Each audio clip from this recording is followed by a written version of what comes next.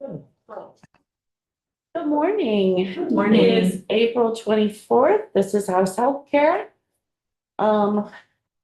Should have a pretty early day today. Done. We have a couple witnesses in. Start with Dr. Hannah Rabin. We've had hot seat. So much. Good morning. Good morning. We should actually get some perspective from a real primary care provider. That would be a novel, a novel thing to do. So thanks for joining us. Thank you so much, Chair Black and committee. I know some of you from testifying before many years ago, Representative Tina. And I'm Hannah Rabin. I'm a family doctor. I'm a Vermonter. Grew up in Marshfield. Did my training at the UVM College of Medicine, Warren College of Medicine, and residency in Burlington as well. And started practicing in 2000 at Thomas Chittenden Health Center with Rick Dooley, who I know testified here not long ago. And then in 2011, left Thomas Chittenden and started a small clinic with two other doctors in Richmond. So now I work at Richmond Family Medicine. I will tell you a little bit about that practice because it's really dear to my heart and it's where I go almost every day. And I think it's kind of a unique place. So I want to just give you a flavor of what that practice is like. And also, I think I was asked specifically to speak a little bit about our experience with Blueprint for Health. So I'll try to weave that in as well. I really appreciate that perspective, and I appreciate that you are going to speak to that. I will say that I've had just sort of offline conversations with various committee members, and sort of there's this overall theme of what does the blueprint even do? I mean, like, we don't even know the mechanism. So I'm really glad that you're here to speak to that, to maybe give a real world example of what it's the blueprint. Yeah, and how it affects you in your practice. Yeah, I'm happy to do that. And so, and also, you know, if something that I say is unclear, interrupt. So first, I'd like to just talk a little bit about Richmond Family Medicine and, you know, sort of talk about what we do there day to day. We are 3 doctors and 5 primary care nurse practitioners. We have 2 part-time psychiatric nurse practitioners who are embedded in our clinic. We have, through the Blueprint for Health community health team funding, we have also a community health worker who really functions kind of like a social worker in our clinic, helping patients access services from, you know, connecting with a therapist like Representative Tina was talking about earlier, how to refer somebody to a therapist. It's a real trick. It's a skill. And you know, also accessing things like Meals on Wheels, or, you know, figuring out what patients' needs are and how to connect them to services within the community. So that's our community health worker.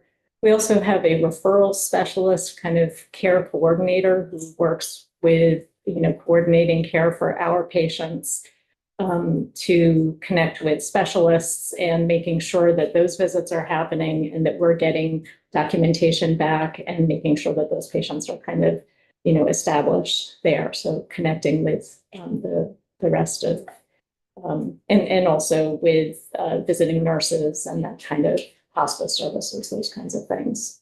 Just a clarifying question. The community health worker, is that a full-time position? It is. And the Blueprint pays the entire salary, or how does that work? Half of it is Blueprint community health team money, and half of it is Blueprint expansion, which is a grant, which we think will go away in June. Community health team money is, can you talk about that? Yeah, so we get, a certain amount of money every month to pay for, very specific services.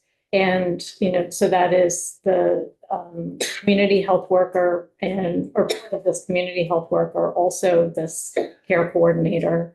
And a little bit of funding we also get for a nurse to do transition of care appointments with patients. So she will call a patient who's being discharged from the hospital and, find out whether they're taking their medicines, make sure that we know which medicines they're taking, find out how they're doing, whether they have questions or whether they're having symptoms, and figure out a time for them to come into our clinic, typically within a week of discharge from the hospital. And make sure that they also have follow-up appointments with specialists if that's needed. Is that a per member per month?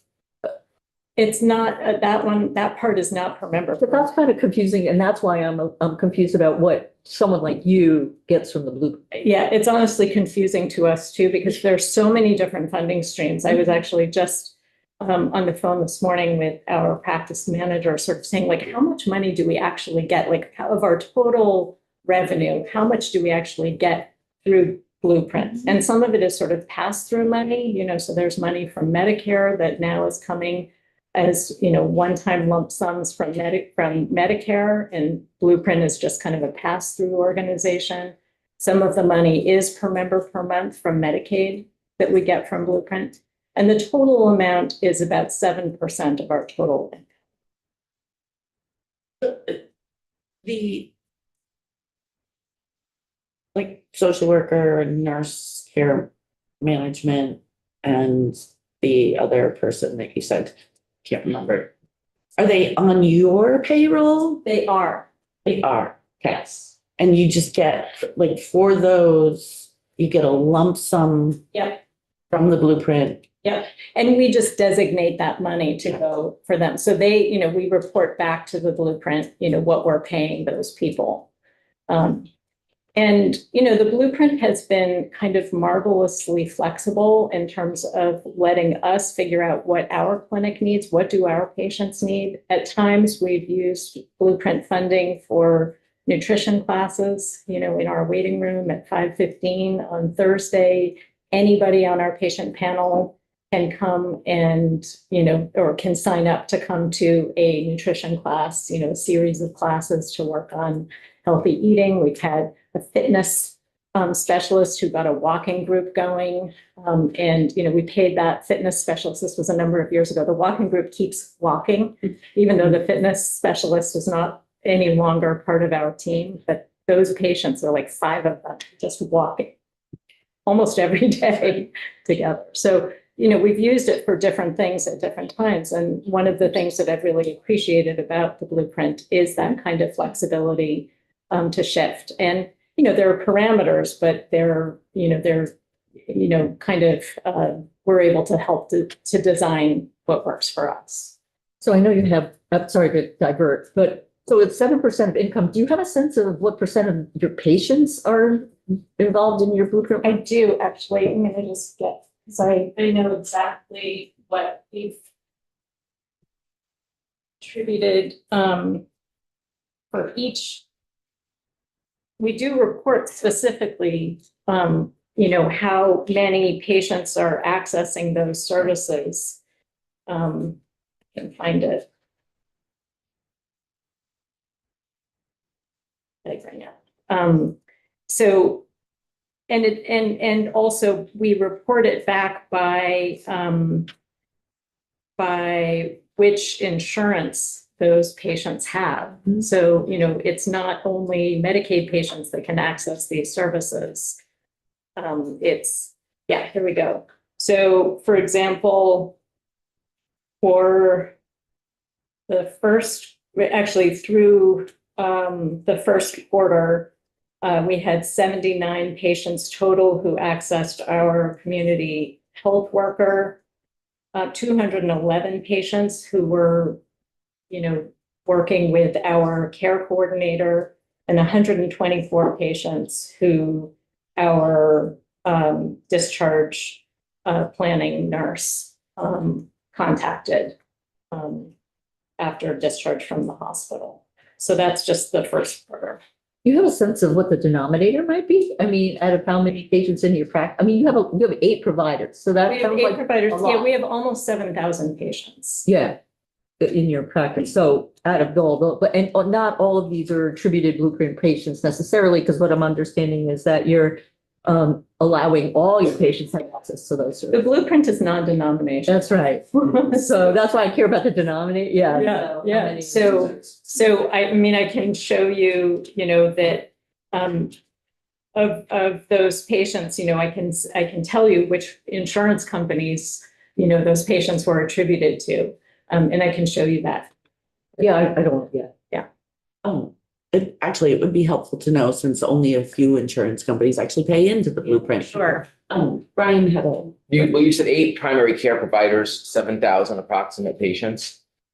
And so your caseload is approximately like.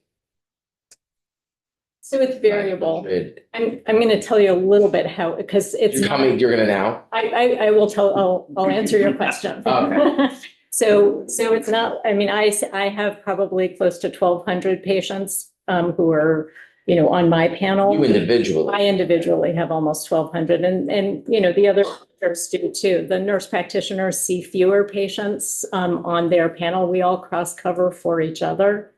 And one of our nurse practitioners actually was hired to cover vacations and, just because we're a very small team. So if I go out on vacation for a week, then, my clinic days, my colleagues have to pick up extra days. And so, that becomes really hard. We work 11-hour days, most of us, we're seeing patients, but also doing a lot of documentation and committee work. So it's very much a solid 11-hour day in clinic for most of us. So, it's pretty tough to take an extra day when somebody's out to come in to work. So we hired a nurse practitioner to cover our vacations. And that was, one of the things that we did to try to make the practice more sustainable, to prevent burnout, which is a serious, serious problem, as I think you've probably heard from other testimony in maintaining workforce. It's an issue. Maybe Nolan can help me with this, and I'll be really, but we don't have to do it now, but I'm calculating that, you said 7% of income, and if I added all those numbers right, out of 7,000 patients, it's 6% of your patients, so it sounds like it's pretty balanced. But I'll have to have help with that logic. Yeah, I don't know that I would translate it exactly Yeah. like that. Trying to understand impact. Mhm. You want to go ahead?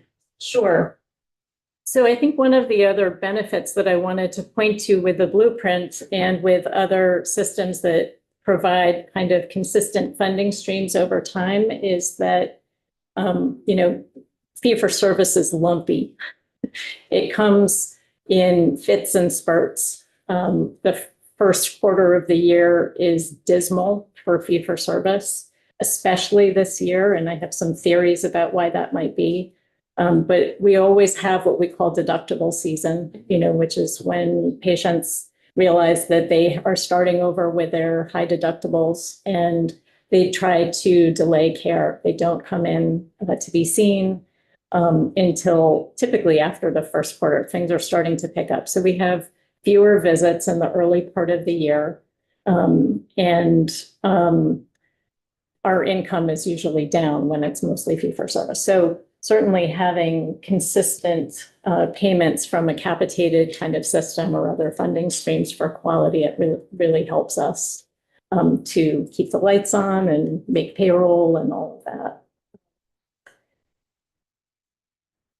The counterpart to that is that these capitated payment programs often require a lot of administrative work in terms of doing quality improvement projects and a lot of reporting and all of that. So that's, an administrative burden. And I really translate that burden into fewer patients seen. So when we think about access, I think it's really important, as I know this committee has been hearing testimony about and has paid a lot of attention to the fact that, reporting and, these quality improvement projects can be very burdensome and take clinicians away from actually seeing patients. I wanted to speak a little bit to, our history in terms of our being part of the NCQA certified patient centered medical home program. We've done that since 2013. That was a way that we also were able to access some of this capitated funding. And then we also participated in OneCare and the CPR program, which, as you know, sunsetted at the end of last year.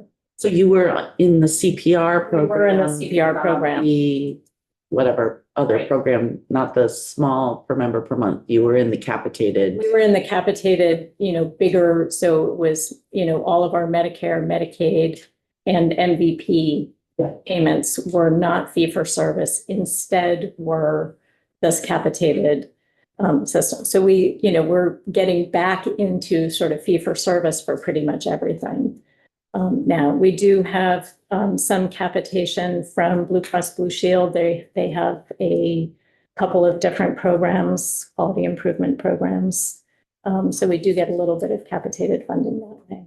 But overall, in our first quarter, our net revenue is down 46%.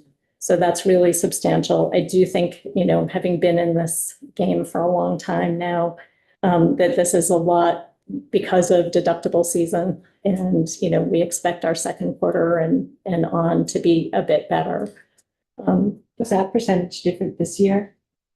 Yes, that's down from, that's what I'm talking about, 46% down from As compared to last year. Yeah, and a lot of that I think is, that we don't have the big capitated payments from OneCare. A lot of it is because I think people got shunted out of Medicaid. And, also because people have chosen not to pick up health insurance because it was too expensive on the exchange. And so people are not getting care.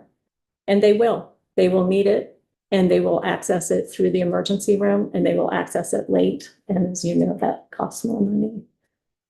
So I was going to ask you under the CPR, and you said that you're still under a capitated model with Blue Cross Blue Shield. just a little bit of, it's like a tiny part of the Blue Cross money. Mostly we're fee for service with Blue Cross, but they do give us like a small PMPM and a small quality improvement capitation. There's a part in 197 that essentially tasks, I can't remember who's tasked with it, but come up with sort of a methodology for the per member per month. And like what's included in it, what's not included in it. I think we give them a year to do it, and I'm thinking, I think I could do this in 1 hour. But I'm just curious, like under the CPR, were there services that you were receiving Yes. fee for service for, and then not receiving for other things? It was kind of like a bonus, and I can't remember exactly how it was structured, but, for example, a classic example is that, I do skin biopsies as part of my practice. So instead of referring to a dermatologist to do a skin biopsy, if I do a skin biopsy in my office, that's covered under capitation. But why would I want to do all those skin biopsies if I can just refer all of them out and get the same capitation? So they gave us a little bonus if we did, for doing things like, or those things were carved out. I guess that's the term, it was carved out. But I think there was a provision in here that gives them like all this time to figure out what the carve outs are. I'm like, I think you've done this. It's probably been done Yeah. by OneCare. I think another example is that, we have our psychiatric nurse practitioners in our office who are seeing patients more regularly. Sometimes it's monthly visits for therapy and medication management. And so, to just get capitation for those payments, we were paying our psychiatric nurse practitioners for the regular sort of fee-for-service charges that they were putting in. That's how we pay them in their contract. But then we were getting back only capitation money, for any one of those patients who might be seen, multiple times in a year because they really need that intensive service. So for us, it wasn't cost effective to have those patients in the capitation system only. So there was an additional, I guess, carve out kind of setup for them. It's helpful. I wanted to just mention a little bit, I think, sort of going back to giving you some idea of what it's like in the clinic, what day-to-day is like in our clinic, because we're seeing patients, when I get there in the morning, I look to see who's on my schedule. I also look to see, what portal messages have come in from patients overnight. I'm checking labs, I'm checking X-ray and other imaging and documents that have come in from specialists. So I'm on the computer for like an hour before I actually start seeing patients. My team comes in and we huddle and we talk about, what's happening for the day, who's there, making sure that, we know who the team is. And then, we start seeing patients. And as we're seeing patients, the nurses are checking patients in, doing vital signs, reconciling medications.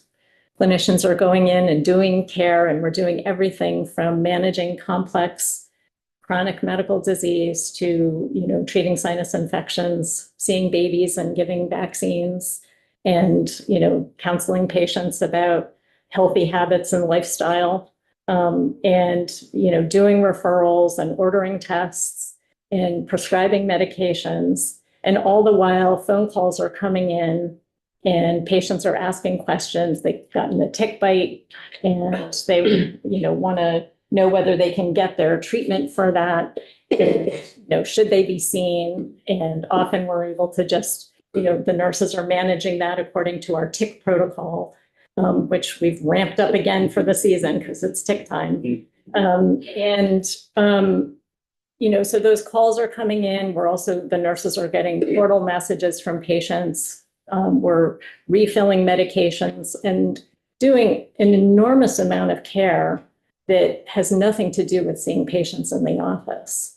And yet, with the fee-for-service approach, the only patients that we actually revenue from through the day or for the services are, the fee-for-service patients that are coming in through the door. So it's a funny system. And I think you all on this committee are really well aware of the fact that there's a huge amount of unpaid work in primary care. And I think that this bill is an attempt to really sort of recognize that and to recognize that if that, chronic disease management, those acute visits done in an appropriate setting, the primary care office, and the mental health services that are embedded in our primary care practices, and substance use disorder referrals or care done in primary care. If we can do all of that and get paid appropriately for all of that care, it is going to translate into much lower costs down the road. People won't be accessing care at the last minute or in the emergency room. And maybe they'll need less ICU care. Okay, I guess I don't know for sure about this, but when we talk about the fee per member per month and primary care, we're looking like maybe you said maybe we can get a little more. Simple example of $1. How much will go for primary care and how much of that other money will go elsewhere? That's my concern with that payment fee. I don't know, we don't know how much it's going to be per member. And how is that distributed? Anybody know? I know it's a study.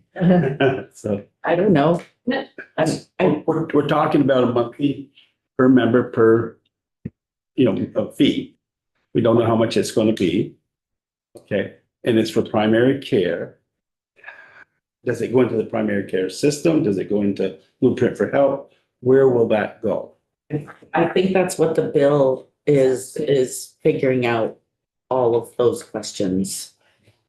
I usually like to know the answers first.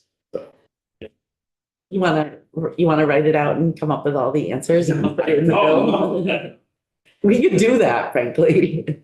I mean, I think that maybe your question has to do with like, what is the kind of pass-through organization that Exactly. then delivers it to the primary care offices? So would it be Blueprint, which has some experience already with being a pass-through organization? So if there's money coming from a common fund for for this kind of per member per month Yeah, payment to primary care, who would administer that money, which would then, for my patients, if I have somebody in my practice who has Blue Cross Blue Shield, I would get a certain amount of money every month for just the comprehensive care for that patient, whether they get seen or not, whether they access the system or not. My clinic would get that you get. $1. You want to Hopefully it'll be more than that. I know. Well, I'm trying to make it simple. Right. So that we can keep doing what we're doing, so that we're there when she calls for care. So I guess your question is like, who would administer it? And where does the that money pass-through come is. from? Yeah. Just because you've been talking a lot about, the various things that you do and, sort of the flow of your day. We had a Dr. Song in yesterday from Yes. Harvard, and he had a slide essentially of all the various types of codes that you can bill for a lot of these types of services. And he indicated, like how much of the utilization that primary care providers have actually, like how often do they actually take advantage of the codes? So I'm wondering, because there's the new advanced practice care codes, I'm wondering if you're billing for those. We are, You are. yeah. Are you doing like, because you talked about when somebody's discharged from the hospital, are you doing like billing for the transitional care management? Right. I And think we only get coordination. paid by Medicare for those transition of care codes. But yes, we are billing for those. And, all of that is important. And, we try to stay on top of it. Yeah. We don't have any professional coders on our staff. But, we try our best to kind of stay on top of it because it feels really important to keeping the clinic going, being able to pay our staff, being able to keep up with COLA raises and, recruitment and all of that. So how onerous is it to bill for those codes? All coding and Is onerous. billing is onerous. And, I always think of primary care as being kind of like a mom and pop grocery where, somebody might come in and have 11 items that cost, a tiny amount. I'm billing for taking the wax out of somebody's ears. I mean, literally code for that. And, I bill for that when I do it. So it's time consuming. As compared to, what the hospitals bill for, which is, a, big surgery, which is like being, selling a car. So mom and pop grocery versus selling a car once in a while. Any question? What do you do when people can't afford their cost sharing and they come in and they get the service and then they're surprised with, a massive deductible and they're being asked to pay their entire bill, and even though it might only be a few $100s for the primary care office? Really tough, yeah. So, we work with patients and we try to really individualize it. We, if people don't have insurance and they're paying at the time of service, we, sharply reduce the amount that we ask them to pay. We have payment plans. We have some people who pay $5 a month on, a very, very big ongoing bill. We certainly have forgiven large bills in the past because we knew that patients couldn't pay them, and we wanted them to keep coming in to see us to get care because we knew them so well. So, it's individualized. We're doctors first, probably business people second. And, while we really are committed to maintaining the financial health of our clinic so that we can keep doing what we do, we really do try to individualize those situations. It's pretty heartbreaking, actually. So you don't use debt collection at your practice? No. I just want to thank you immensely for that, because I haven't had a primary care provider in 20 years who hasn't taken me to debt collection when the insurance company doesn't pay something they're supposed to pay and eventually pay. You know what I mean? So like, it's just nice to know there's people out there who are not using that service and who are willing to work with their patients on that. I will tell you that we've kicked people out of the practice for not paying their bills. So sometimes that individual, so maybe I'm not such an angel, I want you to know.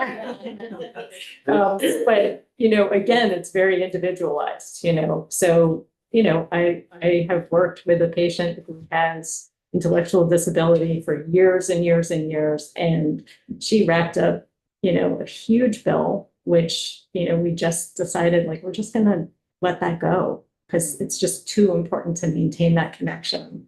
And, we've got to do that. We've also had people who have, been difficult and, for a number of reasons, it's been okay to let them go. But it sounds like most of the time you try to figure out how to work with a patient. Right. Yeah. And if people are willing to pay $5, a month, that's just showing good intent, I think, on their part and willingness to work with us. So that's how we manage it often. Wendy. I'm just realizing I'm a really bad patient because I'm wondering like how you bill for, so I hate going into the doctor. So but You're not alone. no, and I'm somebody who uses the portal constantly. And how are you billing for that? We Like, don't. I'm a really bad patient. So Your inbox. I am. And now I love this bill for that reason. Like, I mean, it's really addressing, I'm so grateful that you all are working so hard yeah. to try to find a solution to this problem, because we are really trying to still take care of patients, and there are newer and newer ways of being able to do that with telemedicine and phone calls for people who don't have, we can't bill for phone calls, that's another thing. And we Thank you can't for pointing that bill out.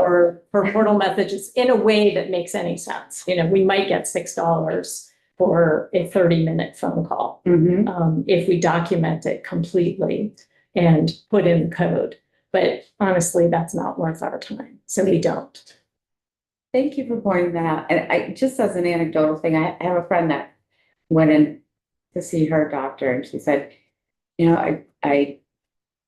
the coding part, which I'm still kind of understanding, but, she said, if I ask a question about something totally unrelated, I get Charged for that. It's a la carte now. yes, which is new, is it not? This is, no? No, you know that. That's filler. Okay. So if you ask about like Ozempic or something, that's something That's that's. evaluation and management. You are asking that provider to evaluate something and manage something. It's significant and Even if nothing comes of it, because you're discussing it. I'm We put something else on the conveyor belt at the mom and pop grocery. And, we are appropriately not going to say, that's okay. You had 10 things in your cart here, and we're going to give you, this last thing. Grocery stores don't do that very often, and we just can't. Well, I'm glad that there is a mechanism that you were able to recoup some of this, but it's not enough. Right, and patients don't like it. Yeah. And they come in for their wellness visit and they think that's the time that they can squeeze 6 problems in. We have an agenda of, doing, their preventive care during their wellness visit, making sure that they have their vaccines and their colonoscopies and their mammograms and their bone density scans and their, whatever else is on the docket for that day. And then they want 6 problems squeezed in, which is great if we have time to do that, and often we do. But yes, we are going to bill for that because it's the only way that we can, make ends meet and do what we do. Well, thank you for helping me appreciate this, and I will be a better patient. What does that mean? Just be I don't better- know yet, but I will figure it out. Because I want to learn from you. For me, it means not going to the doctor still because I can't afford it. Take your time up on the portal. I'm gonna Why call would we you, go I'm on gonna the portal? randomly call you this weekend and give you my 25 modifier spiel.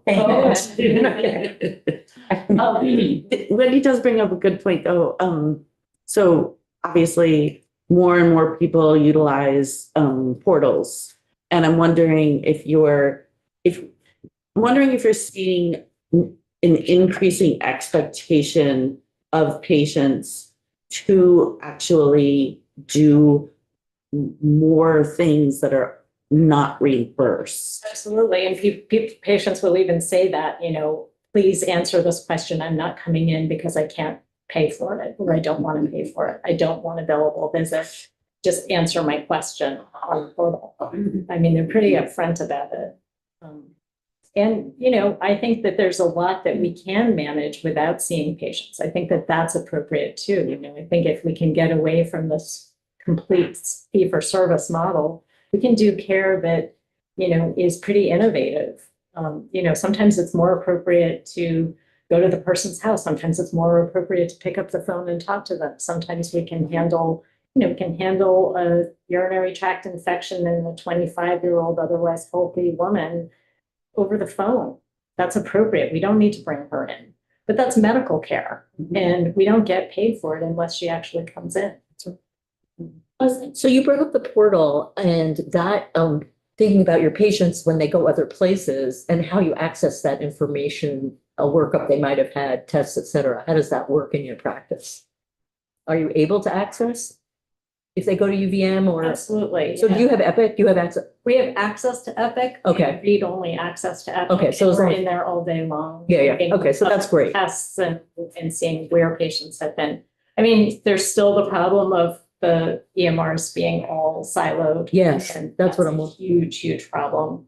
I would love to see that change. It would be, So what would be ideal for you? Everybody on the same platform? Yeah. Yeah. Where was I gonna go with that? Never mind, I forgot. It'll need to come back. I'm gonna ask you a question which I wasn't anticipating to ask, but since you mentioned it, if you send a patient to UVM, for example, for a consultation, not a lab, not the radiology or something like that, but a consultant, do you get the consultant's note or do you have to go in and find it in Epic? It's inconsistent. Sometimes we get it and sometimes we don't. And sometimes we don't know that they've gone. And, that's one thing that our care coordinator is sort of working on doing. But, that's what I mean. We're in Epic all day, looking for those notes. Somebody comes in and says, well, I saw my nephrologist. I'm like, oh, wow, I don't see their note in your chart. And so I zip into Epic quickly on the computer And one of your quality measures, I do know, is closing the loop on a referral, right. so you have to go find that to get Right, which is the time credit for. Yeah, I mean, they should be sending everything since we're not actually, UVM clinic. They should be sending everything to us by fax, electronic fax. How much do you have to pay for having your read only access to Epic? That's free. Yeah. Yes. So far. Yeah, let's keep it that way. You mentioned the people that you have in your office that you pay for with the Blueprint funding that you're given. Are any of those people working on quality measures for maintaining your blueprint payment. Yes. So we're giving you employees Huh. to get the money that you then have to pay those employees to continue getting the money. Yes. Yes, they are on our quality improvement. Every year we have to recertify through the NCQA to keep our patient-centered medical home status. And some of those people are on that team. Yes. Oh, irony. Any other questions? Oh, go ahead. First of all, just comment, thank you for being here. So it does seem like this fragmentation fee for service isn't like what primary care is all about. It fractures the caregiver and the patient. So be great to solve that and to have you be paid for work you're actually doing, like coding for substitute phone calls or portal exchanges. And I don't know if there's a way to introduce those kinds of codes. We want to keep the administrative burden down, but I've heard this and I don't at all think it would be happening in your offices. But if you're paid, there's some kind of maybe contra incentives about, how it was just described yesterday, like you take less patients or you do less, there's some kind of funny. Disincentive. Yeah, and which it seems strange to me, but I don't. It's a little ludicrous when you think about like how much unpaid work we're already doing. So we haven't been disincented so far to do the unpaid work. I mean, we're just taking care of patients, like day to day. I'm not thinking, well, does this, do I get paid for this or do I get paid for that? I mean, we work in my clinic, we work, all the doctors, nurse practitioners, and nurses all work in one room that we call the hub.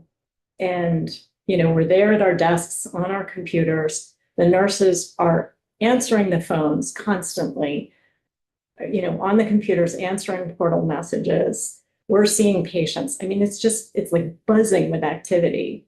And none of us thinking like, are we getting paid for this or that thing? We're just doing the work. We're taking care of patients.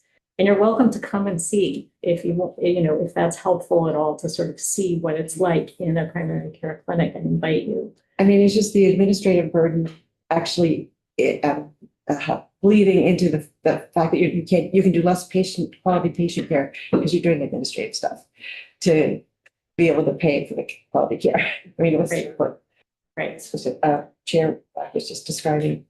So I don't know, any great solutions or insights? I do have one thing that I want to say. I think if I can just say that, one concern that I have is that, maybe this gets to your question, like, I don't know where this money to increase the primary care portion of healthcare spending is going to come from. I worry that if we're shifting from fee for service to a more capitated system, that the commercial insurance will just reduce, the fee for service portion, and it won't actually increase the size of the pie. If we divvy up the pie in, a different way, we slice it in a different pattern, that doesn't matter. It matters a little bit because of the lumpy bumpiness of fee for service through the course of the year. So it matters a little bit.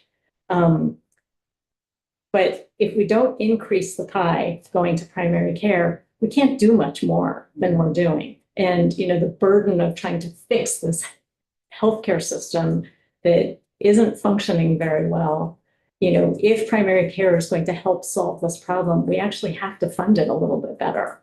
So that means increasing the size of the pie, not just slicing it differently. And Dr. Song actually mentioned maybe you don't throw fee for service out with that, like maybe some things are discreetly fee for service, vaccines and such, and other things more holistic, per member per month. I think the hybrid system could work. It's complex. Yeah. And I worry about that complexity of it. But I do think that probably a hybrid system where things might need to go. More removal. Yeah, exactly. Thank you. How did One Care work with your practice, and did you see it had potential? So One Care was extremely helpful for us, especially, for example, during the pandemic. When, you know, we had more consistent funding. I mean, in the, you know, the beginning of the pandemic, we actually had to close the clinic for a week and just shift to all phone calls while we were getting telehealth set up, which we did within a week. It was quite quick. And we started seeing patients out in our parking lot very quickly as well. But we had, you know, we had during that transition time, we kept all our staff employed, of course, and, you know, saw a huge drop in our revenue at the beginning. And One Care really sort of stabilized us. So it was very, very helpful in that way. So again, capitated payments, sort of keeping a consistent funding stream. I think One Care, in terms of, you know, actually increasing our revenue, it didn't give us more than fee for service. We were a practice that was apparently pretty equivalent, you know, between the capitated payments and what they calculated in terms of shadow fee for service payments. It was about the same. It was also a small portion of our total patient population that was covered by One Care. It was Medicare, Medicaid, and MVP at the end. Blue Cross had been involved and then they dropped out. So in terms of our total revenue, it was a pretty small proportion. I think commercial insurance is definitely a bigger part of our system. Being in Chittenden County, you know, I think it's really different in the Northeast Kingdom where they have much bigger Medicaid. So, you know, they were helpful. I have to say that, you know, my perspective on One Care was pretty jaded because, you know, it felt like we were in the trenches, you know, trying to figure out, can we squeeze out 2 more exam rooms from this old part of our building so that we can see more patients, hire another nurse practitioner, improve access, keep our patient panel growing a little bit. And there they were up on the hill overlooking the lake, you know, with, you know, so many lawyers and so many accountants that, you know, anytime we had a little question for them, you know, they would have, you know, 5 consulting lawyers and, you know, 6 accountants who were on the case and, you know, coming to have a Zoom meeting with us where we saw their luxurious, you know, They digs. did have a beautiful And office. our office space where we Zoom with them is, you know, half supply closet and, you know, half meeting room and, you know, where, you know, some clinical staff are answering phone calls some of the day. And, you know, we're just squeezed in tight in this space. So it was a little disheartening to, you know, to sort of think like, wow, there's a middleman there using healthcare dollars supposedly to improve primary care and lower healthcare costs. But how is it that, you know, they have their fancy, you know, mahogany lined rooms? You know, it just didn't feel right. So that was my perspective. Very good, thank you. That might answer Penny's question too. You've been in practice for how many years? 26 years. 6 years. And so you started at Thomas Chittenden, and then you did a very, frankly, I know a lot of primary care physicians, a very brave thing and went out on your own. And you've been around practicing for 26 years. So if you had to design what to you like the perfect practice of medicine as a primary care physician would be, how would you design it? What would you be looking for? And that's a lovely question. It's so complex. And, you know, I mean, I really love how we're doing it. I mean, it's small, it's grassroots. We have, you know, such an incredible team of people working together. I feel like we have such great energy. You know, we meet together every morning in our whole practice huddle because we love hanging out together and because we're like ready for the day and it's, you know, it sort of charges us up. So, you know, small team-based, comprehensive. We have, with psych embedded. And, with enough money to do the things that we dream of. Like, I would love to have our transition of care nurse go to people's homes when they come out of the hospital, like actually come from our office and go, spend an hour with a patient going through their medicines, actually like looking at the medicines and counting pills. Are you taking your pills correctly? We had a patient yesterday who said she lost half her pills in the bed sheets and she couldn't figure out why she was down to nothing in her, antibiotic bottle. I mean, it wasn't like, an opiate that she was losing. It was an antibiotic and she couldn't figure out how she didn't have enough. So, a nurse that goes in and helps to figure out, does the patient have food? So much more sort of delving into, what people's lives are really like. More therapy within the office. I would love, again, we've had a therapist in our office in the past, and I'd love to have that again. Nutrition services in our office, a team to help manage, obesity medications, which are now like, a huge part of practice and very complicated to try to access those medicines for patients who really need it. It's life-saving care, I think.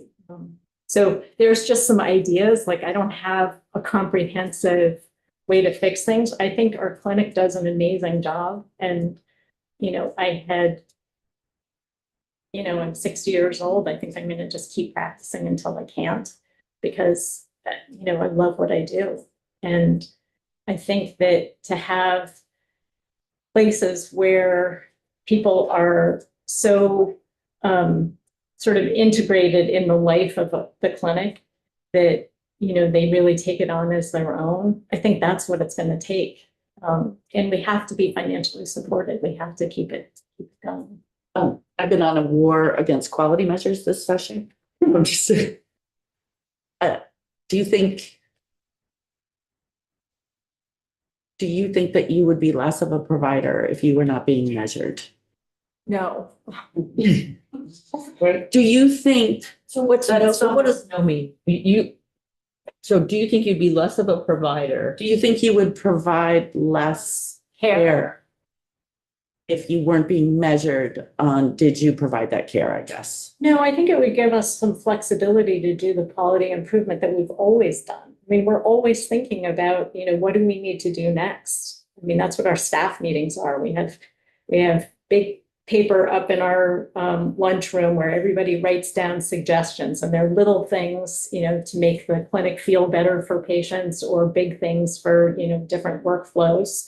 And we're always looking at those things to try to improve, how the practice feels to work there, and also for patients, of course, coming in and accessing the system without coming in. So, we do quality improvement just as a matter of course, and being measured, I think, doesn't help. I understand that, those that are funding want to make sure that we're using the money correctly. And yet the way that we have to report that does feel pretty onerous. Why? Why do they need to know? Why do they need to know that? What other They do. What other specialty? What other specialty do we make prove their worth? If we give them money, they must prove that they are worth that money. You're so right. That's a great perspective. I appreciate that. You're actually the second person to sit in that seat to say, I understand that they have to do this. And I just keep saying, wait a minute, why? I mean, I think we've been told that Because- for many, many years. And primary care has been, accustomed to sort of doing that kind of, having to prove ourselves, I think, for a long time. Can you talk about, we hear a lot about moral injury. Do you have any thoughts on that? I don't know, are there times that you just feel, how do I keep going?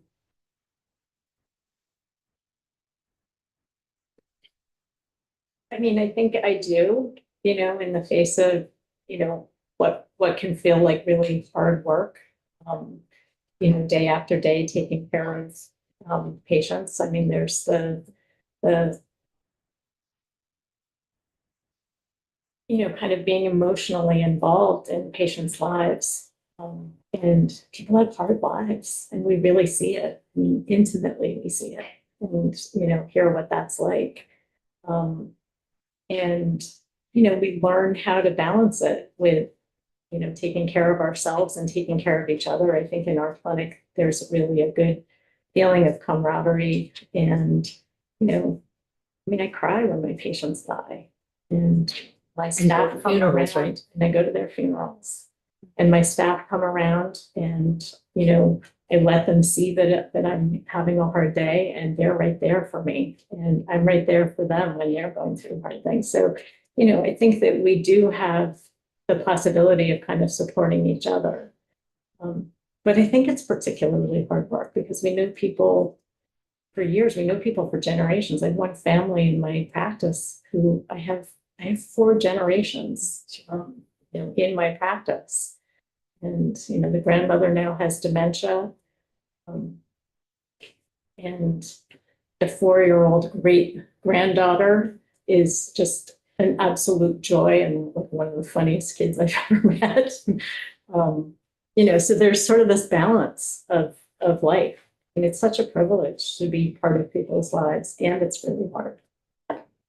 If you had to measure, and I see Leslie, if you had, we've been talking about what is meaningful. How do you measure what is Meaningful, meaningful? it's not measurable. Meaningful, it's not measurable. If you had to have one quality measure, one measure to indicate that you're providing quality care, what would that measure be?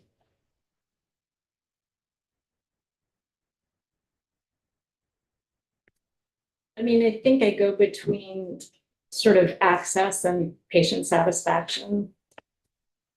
Patients feeling like they have access, knowing that they can call us up and that they reach us, that they're not put on hold endlessly, that they're not,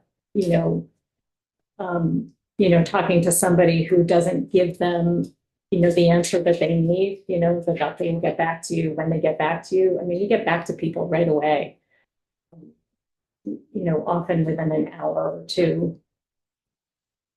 The nurses will turn around and say, I've got so-and-so on the phone, what do you think? Should we see them today, or can you give them a message? And they'll say, Hannah says you should, have this prescription, or, she's gonna send it in for you. I mean, access. And I think that leads to patient satisfaction. Leslie? So I think your practice sounds amazing, and the camaraderie and the way that you fit each other and sort your patients, it sounds almost too good to be true. I'm a retired family nurse practitioner, so I get it. Come see us. Yeah. But I'm wondering, we talk a lot here about scale, and how do we take what you do and able to make it more, and I'm not sure, because you left a bit of a practice in order to do what you do. And so that's where I'm a little like stuck, where I'm just wondering about how do we get what you are able to do in your scale in other settings, I guess. That's my Well, I question. think that, it is, I mean, the other hat that I wear is that I'm chair of the board of Health First, which is the Independent Doctors Association. Yes. And, we have a lot of independent practices that are doing things in ways that are innovative and that are really grassroots in the communities in Vermont. Pediatrics practices, smaller family practices, and specialty practices. And a lot of these are doing that kind of small scale work in the little towns of Vermont. So I think supporting those independent practices and, making sure that there's pay parity. I mean, we typically get paid less for the same services by the commercial insurance payers. and have for years. And I think you have heard about that, testified about that. I think decades now. So, I really like that there's some, pay parity and site neutral kind of language in this bill. I think that's really helpful. So that's one thing, is to already, support what already exists, but how to multiply, small practices and to keep that, sort of small practice feel, even when the, little practice in the community is owned by the hospital. I think,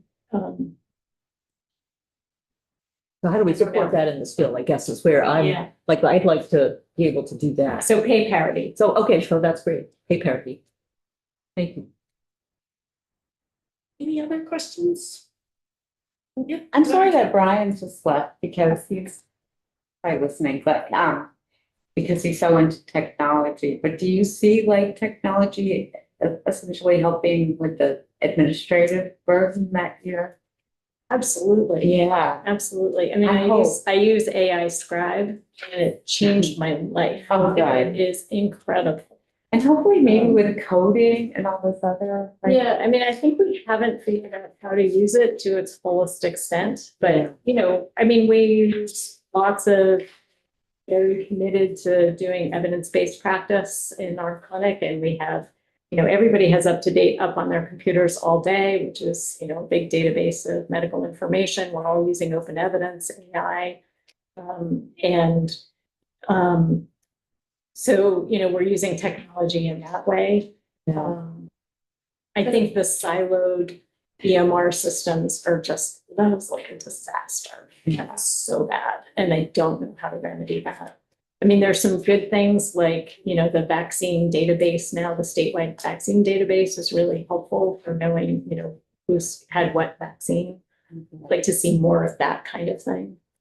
Good. So I hope it can free you up to do your practice, because I'm hoping you can open it up so that you can take more patients like me. I'll be a good one. But you have to log in to the database. Do I log into it? Yeah, you have to do a separate login to get, yes. Yeah, so our nurses are doing that. Yeah. I don't even know how to log into it. Yeah. The nurses know how to. And so, before every wellness visit, they log in and they put in a vaccine forecaster into, the chart so that we know, this 12-month-old has had these vaccines and is due this time for these ones. We double check it against our system, and then we're able to administer vaccines appropriately. So that's a helpful thing. So is this an area where the rural transformation piece of what we're doing here could be helpful to, This is something Vital has been working on for many years. And trying to integrate their information into individual electronic health records, because there are many of them. May I ask what health record you use? Yeah, we have MedEnt. Okay. Which is small and, user-friendly for primary care. Thomas Jimden also uses MedEnt. This is our third EMR. Oh, yeah. Used every time over the course of my career, and it's awful. Thank you. Oh, Could you point me to the pay parity section that she's into? I don't think there really is a pay parity section in here. There's more of a That was an extra. natural in developing. And where's that? Section 6. I haven't refreshed myself on the bill. Yeah, that's why I just want to not lose it. Oh, here we go. Okay, Thank you. Section 6. Yep. Thank you, Dr. Rabin. Thank you. Really appreciate it. Thank you. Thank you very much. And we have Susan. Susan Winston. Hi, Hi, Susan. everybody. How are you? Good. Sorry I'm not there in person. Sparing you my cold germs. So, but that was a great discussion. Thank you, Dr. Rabin. I think she really demonstrated the value of primary care, particularly independent primary care. So that was really great. Can everybody hear me okay? Yep. Okay, for the record, my name is Susan Ridson. I'm the Executive Director of Vermont Health First, which is the independent practice association that Dr. Rabin referred to. And I know many of you have heard this already, but for those of you who haven't, we represent about 68 clinician-owned primary care and specialty care practices across Vermont. So there's that. And my understanding is that Chair Black, you wanted to get a sense of why a practice might not participate in Blueprint. Is that correct? Yes, I had kind of put feelers out to say, let's get somebody in here who doesn't participate, but we couldn't find anyone because they don't participate. And we don't know who Yes, they I are. did try, but I know. busy Thank patient you. schedules. Thank you for trying. But I was able to get, some feedback on some of the reasons. And I'll just say first that the large majority of our primary care practices are Blueprint participants. There's only a few that do not participate. And they tend to fall into, they have, pretty similar characteristics. That is, they're very small practices, usually one or two providers. They generally, if they've looked at whether or not to participate in the Blueprint, they've determined that the per member per month payments just aren't enough, or they don't have enough attributed patients because they're smaller practices for that per member per month payment to cover the cost of the patient center medical home certification, and the other administrative, reporting and things that are associated with the Blueprint program. So that's the primary reason. I also have heard from a couple of them that, Dr. Rabin talked about the community health team. And I know that our practices who do participate in the Blueprint find that very valuable.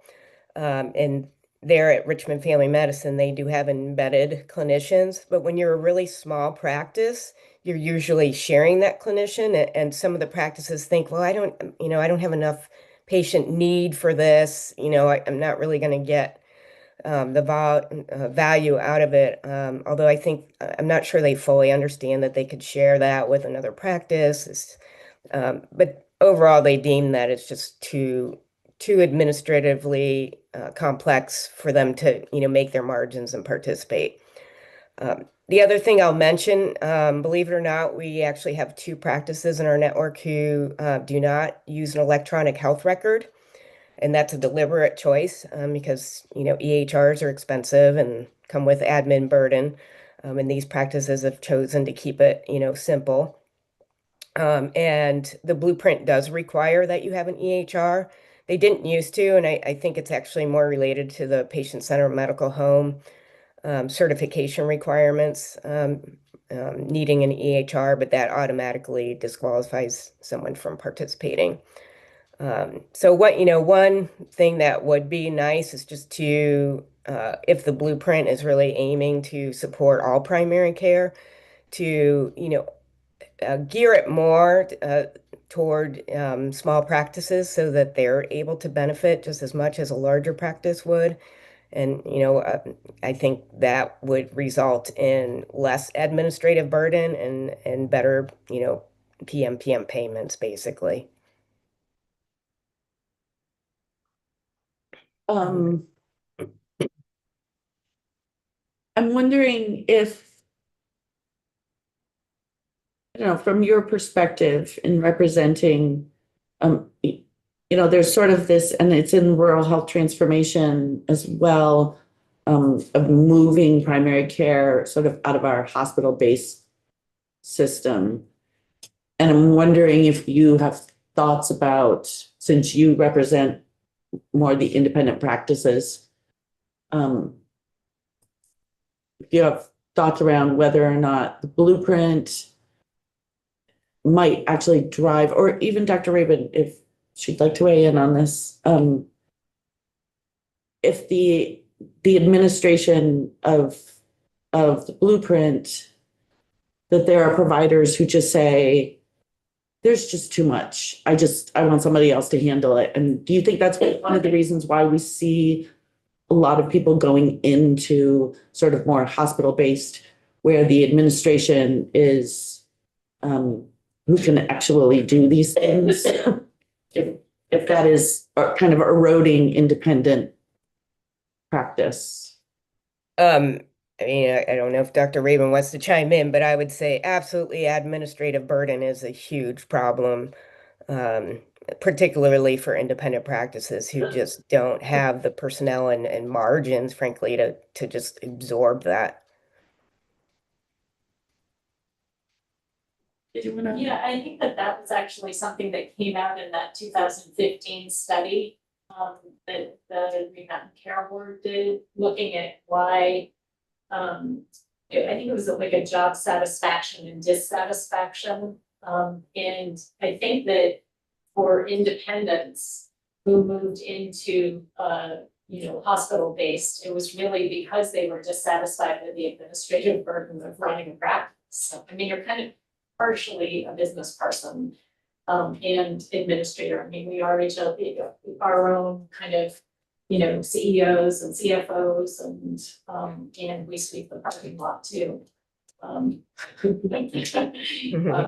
So, I think it's administrative burden and just, the burden of running a practice. So yes, the blueprint, which requires a certain amount of reporting, and being in CQA certified requires a lot of reporting, a lot of kind of documentation. And also trying to figure, you talked about making sure that you bill for every single little thing. Yes. So, great. Okay. Any more thoughts, Susan? Anyone have any questions? All right. Well, thank Appreciate the you. committee's focus on this. Thank you. Better. I will put it out there. I've also been trying to find a concierge position, but I can't I find have one. someone. Oh, you do? Sorry to interrupt. Yep, she's not no. available till later next week, but Okay. All right. Well, we'll she's actually connect. direct. Do you want concierge or direct? Direct is Okay. fine also. I sent you a couple names. Trying to get everyone's perspective on this. All right, so I had put on here committee discussion, but we're frankly running out of time and I don't want to go past noon today. So Leslie, did you have a? Well, I'm just curious about this pay parity idea and if that, just want to understand it more and if it does have a place here. Does everyone have a copy of the bill? Yep. Can what I think I'm gonna ask is, and frankly, we're running out of time on the calendar, not time on the clock, but we haven't done any markup on this bill. It's been actually a couple of weeks since we even did a walkthrough maybe of the bill. And we've taken a fair amount of testimony. I mean, I want to continue taking some testimony, but I feel as though we should get into the point where we might want to be thinking about marking up, amending, deleting, changing. I mean, just because it's on the page that doesn't mean that what has to be on the page or we can't add to the page. We're doing our public hearing next Thursday. I really want that to sort of inform our work. So I'm hoping that everyone will take their hard copy home, or if you'd like reading on your computer, and just spend a little time reading the bill yourself, looking at the bill, thinking about, a lot of the things that we've heard, what your thoughts are, and I'm looking for ideas of how anybody else would like to, add, take away. That's really what I'm looking for. And we'll pick it up next week. And also next week, I'll let you know, we got to move on to 190 also. Doesn't mean we can't be working them both at the same time, but S190 is something, and we're gonna do walkthrough and start taking up that bill as well. next week. Oh, and we have to finish 189. All the stakeholders are getting together. And gonna give us some language, and then once we get language, then we will again make that decision after we see the whole process laid out on paper. We'll make a decision whether or not we want to do a mention or a order. That was the one thing we're tabling until then. Okay, anyways, great weekend, everyone, and we're done. We'll be back Tuesday.